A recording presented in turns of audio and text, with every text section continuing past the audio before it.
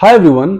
जब भी बाजार ऑल टाइम हाई के आसपास ट्रेड कर रहा होता है तो ट्रेडिंग फैटर्निटी में ये बात जरूर होती है, इन्वेस्टर्स के बीच में ये बात जरूर होती है कि जो प्रोबेबल करेक्शन है वो शायद अब हो सकता है या मार्केट क्रैश कर सकती है, क्योंकि मार्केट ऑल टाइम हाई पे है, ओवर हीटेड है, ओवर बाउट है।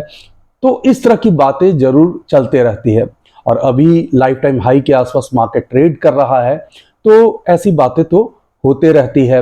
और खास करके तब जब अगर आप देखेंगे पिछले कपल ऑफ ईयर्स में मिड कैप और स्मॉल कैप स्टॉक्स में इंसेन रैली हुई है और अब कुछ दिनों से लार्ज कैप में भी बहुत अच्छा मोमेंटम देखने को मिला है। तो ऑल टाइम हाई पे जब मार्केट है तो करेक्शन के बारे में जरूर बात होती है। करेक्शन आएगा या नहीं आएगा, मार्केट का मूड क्या है, उसको समझने के लिए मार्केट मूड इंडेक्स का इस्तेमाल किया जाता है।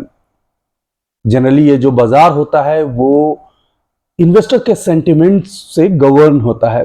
अगर इन्वेस्टर का सेंटिमेंट जो है वो पॉजिटिव है तो मार्केट बुलिश होगा, और वहीं अगर इन्वेस्टर का सेंटिमेंट्स जो है वो नेगेटिव होगा तो मार्केट अकॉर्डिंगली ऑपरेट होगी और प्राइस नीचे जाएंगे। इन सबको मेजर करने के लिए, सेंटिमेंट को मेजर करने के लिए मार्केट मूड इंडेक्स बनाया गया है, एमएमआई बोलते हैं। आज इस वीडियो में बात करूंगा कि एमएमआई यानी मार्केट मूड इंडेक्स क्या है, किन फैक्टर्स को मिला करके ये इंडेक्स बनता है और इसका इंटरप्रिटेशन क्या है। Stay tuned.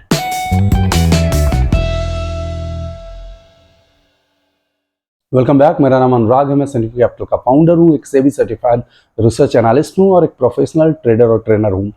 एमएमआई यानी मार्केट मूड इंडेक्स 2004 में इंट्रोड्यूस किया गया था, और जब ये इंट्रोड्यूस किया गया था तो उस समय ये इंडेक्स जो है सिर्फ और सिर्फ कंसीडर करता था इन्वेस्टर्स के सेंटिमेंट्स को। यानी अगर वो काफ़ी ऑप्टिमिस्ट हैं तो बाजार का जो मोमेंटम है वो अपसाइड माना जाता था और मार्केट मूड इंडेक्स जो है उसके अकॉर्डिंग ही बुलिशनेस दिखाता था। वहीं अगर थोड़े से नेगेटिव इन्वेस्टर का सेंटिमेंट होता था तो एमएमआई जो है वो नेगेटिव इंडिकेट करता था। लेकिन धीरे धीरे जैसे समय गुजरते गया, मार्केट के हिसाब से एमएमआई ने अपने आप को मैच्योर किया और जियोपॉलिटिकल इवेंट्स हो गया या कॉर्पोरेट अर्निंग हो गई, इन सबको भी ये कंसिडर करते गया और ऑफ लेट ये काफ़ी एक बेहतरीन इंडिकेटर बन चुका है। अब बात करते हैं कि एमएमआई का यूज़ क्या है। तो एमएमआई को बेसिकली एक डिजिट फॉर्म में 0 to 100 का एक रेंज दिया गया है, इसके बीच में ही इसकी वैल्यू ऑसिलेट करती है।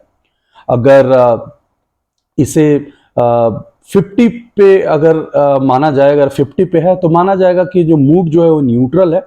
50 के ऊपर माना जाता है कि बुलिश मूड है, लोग काफ़ी ऑप्टिमिस्ट है बाजार को लेकर के, और 50 के नीचे है तो थोड़ा इसे बियर माना जाता है।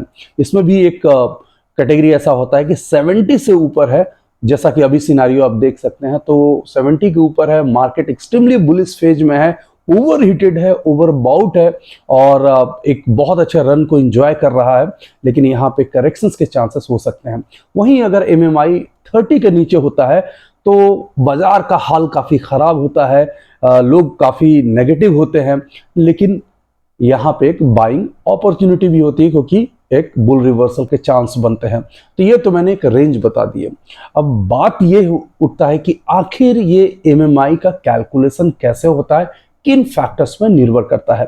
तो ये 6 फैक्टर्स को ध्यान में रख करके इस इंडेक्स को बनाया जाता है। सो पहला फैक्टर जो कंसिडर किया जाता है एमएमआई बनाने में वो है एफआईज की पोजीशंस। एफआईज की नेट पोजीशन एनएससी के इंडेक्स फ्यूचर में क्या है उसको कंसिडर किया जाता है। दूसरा फैक्टर है वोलाटिलिटी। इंडिया विक्स के द्वारा जो वोलाटिलिटी मेजर किया जाता है तो उस वोलाटिलिटी को एमएमआई बनाने में कंसीडर किया जाता है।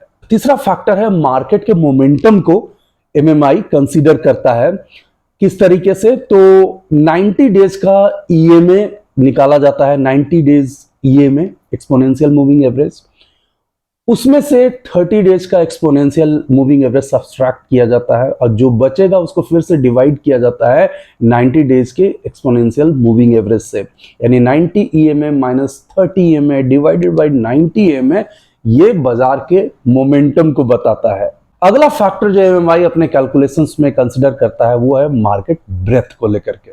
मार्केट ब्रेथ कैसे कैलकुलेट किया जाता है, तो एडवांस डिक्लाइन रेशियो जो होता है उसको डिवाइड किया जाता है एडवांस डिक्लाइन वॉल्यूम से, तो उससे मार्केट ब्रेथ पता चलता है। अगला जो फिफ्थ फैक्टर है वो है गोल्ड का क्या डिमांड है। उसके लिए पिछले 2 सप्ताह का जो रिलेटिव रिटर्न जो है वो चेक किया जाता है, निफ्टी के मुकाबले गोल्ड ने कितना रिटर्न दिया है, तो इसको भी कंसीडर किया जाता है।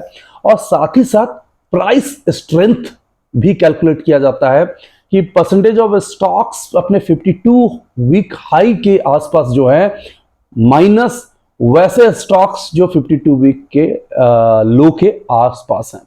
तो ये 6 फैक्टर्स जो मैंने आपको बताए, अगर आप याद रख पाए फाइन, बट एमएमआई को कैलकुलेट करने के लिए इन 6 फैक्टर्स का यूज किया जाता है, तभी एमएमआई एक मार्केट के पल्स के तौर पे यूज किया जाता है।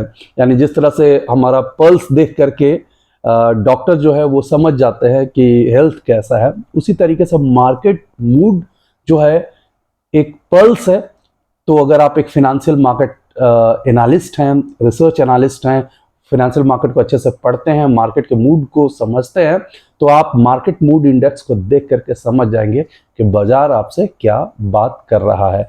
तो आज के इस वीडियो में एमएमआई को लेकर के मैंने बात किया।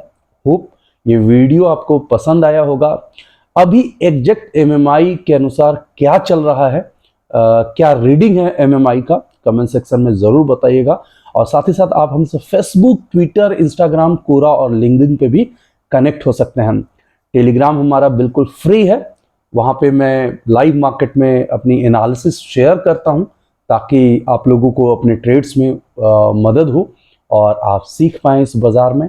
आप प्रोफेशनल ट्रेनिंग एंड लर्निंग चाहते हैं तो हमारा सेशंस भी ज्वाइन कर सकते हैं, मुझसे इंटरेक्ट कर सकते हैं, लाइव मार्केट में सीख सकते हैं और अपने प्रोफेशनल जर्नी को स्टॉक मार्केट में शुरू कर सकते हैं। Thanks for watching, take care.